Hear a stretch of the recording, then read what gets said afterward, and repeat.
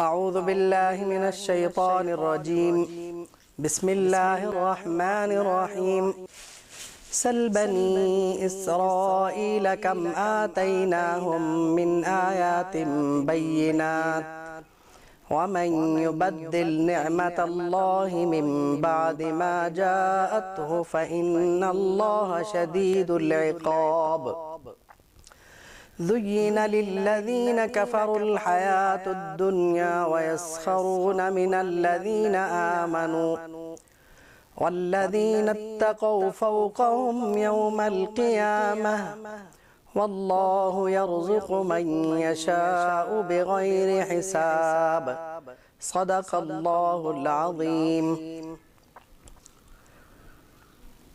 آج کی جو گفتگو ہے وہ پچھلی آیات سے مربوط ہوئے بغیر آگے نہیں چل پائے گی، اس لیے اس کا پچھلی آیات سے مربوط کرنا بہت ضروری ہے۔ پچھلی آیات میں دو طرح کے انسانوں کا ذکر تھا، جس میں سے ایک کا ذکر بڑی تفصیل سے ہو چکا جنہیں منافقین کہا جاتا ہے۔ دوسری قسم پر بات چونکہ نہیں ہو سکی یا یہ کہ مفصل نہیں ہو سکی، اس لیے اس پہ بات کرنا اشد ضروری ہے، اس کے بغیر ہم آگے نہیں چل سکتے۔ اللہ کا ارشاد ہے وَمِنَ النَّاسِ مَن يَشْرِي نَفْسَهُ ابْتِغَاءَ مَرْضَاتِ اللَّهِ،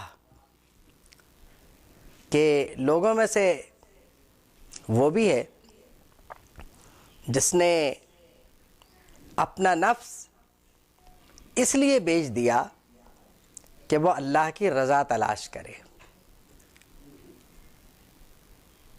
یہ مدح ہے ان لوگوں کی جو اللہ کی راہ میں اپنا سب کچھ صرف کر دیتے ہیں، یعنی یہ کہ اگر اپنی صلاحیتیں ان کے پاس ہیں تو وہ بھی صرف کر دیتے ہیں، مال بھی صرف کر دیتے ہیں،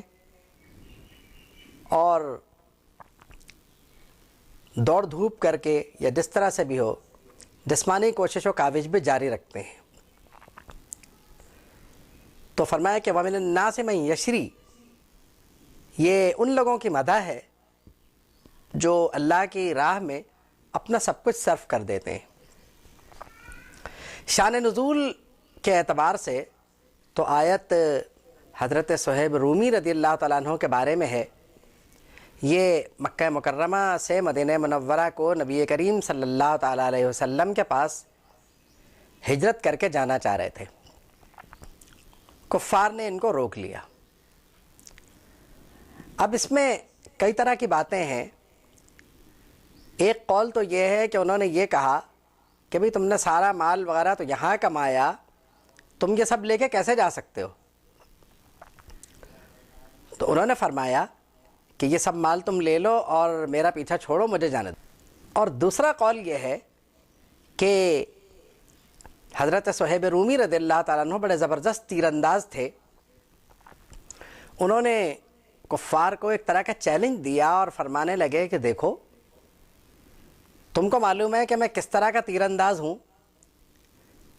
تو جب تک میرے پاس تیر موجود ہیں وہ چلتے رہیں گے اور تمہارا خاتمہ ہوتا رہے گا، اور جب تیر ختم ہو جائیں گے تو پھر تلوار بچ جاتی ہے، اس سے میں تمہارا کام کرتا رہوں گا۔ چنانچہ کفار اس بات سے گھبرا گئے، باوجود اس کے کہ حضرت صہیب رومی رضی اللہ تعالیٰ عنہ کی عمر شریف بہت تھی، کفار کو ان کی اس بات نے پریشان کر دیا۔ پھر انہوں نے کفار کو یہ آفر بھی دی کہ اگر تم چاہو تو میں مکہ مکرمہ میں تمہیں ایسی جگہ بتا سکتا ہوں جہاں میرا مال دفن ہے، تم وہاں سے میرا مال لے لو اور معاملے کو ختم کرو یہیں پر۔ کفار نے محسوس کیا کہ انہیں جان سے مارنے کا تو کوئی فائدہ نہیں ہے، یا انہیں پکڑ کے لے جانے کا بھی کوئی فائدہ نہیں ہے،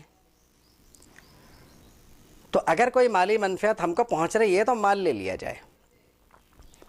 انہوں نے حضرت صہیب رومی رضی اللہ تعالیٰ عنہ کی یہ پیشکش قبول کر لی اور مال لینے پہ تیار ہو گئے، اور اس طرح یہ نبی کریم صلی اللہ تعالیٰ علیہ وسلم کے پاس مدینہ منورہ پہنچ گئے۔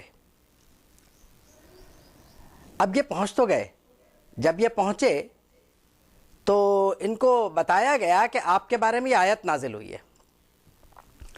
اور ایک قول یہ بھی ہے کہ نبی کریم صلی اللہ تعالیٰ علیہ وسلم نے ان کو دیکھ کے ارشاد فرمایا کہ کیا ہی نفع بخش تجارت ہے تمہاری، یا یہ کہ تمہاری تجارت بہت ہی نفع والی ہے. کیونکہ اللہ کے راہ میں مال خرچ کیا تھا تو اس لیے ان کی تجارت میں خسارہ نہیں ہے. اللہ کے راہ میں مال خرچ کرنے سے تجارت میں خسارہ نہیں ہوتا. اور انہوں نے جو کہ اللہ کے راہ میں مال لگایا تھا، اگرچہ جان تو اپنی ہی بچائی ہے انہوں نے، لیکن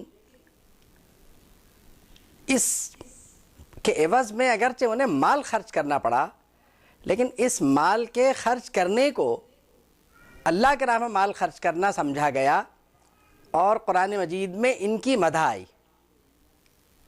حافظ ابن کثیر نے یہ بھی لکھا ہے کہ یہ آیت شریفہ مجاہدین کے بارے میں اتری،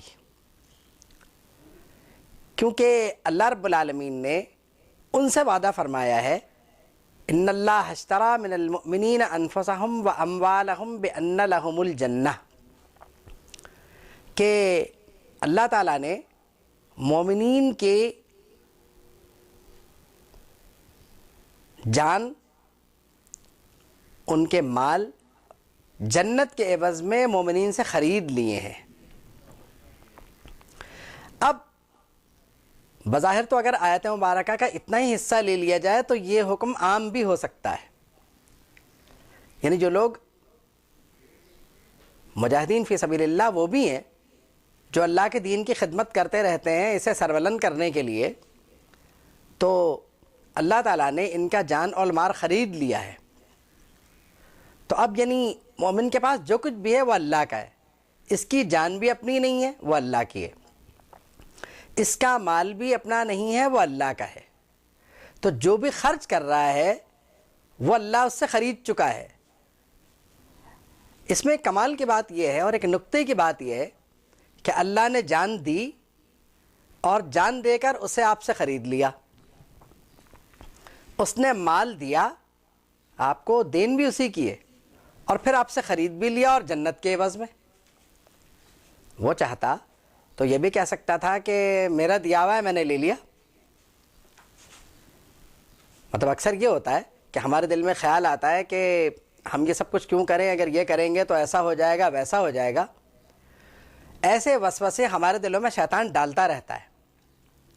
اللہ فرماتا ہے کہ شیطان تمہیں محتاجی سے ڈراتا رہتا ہے.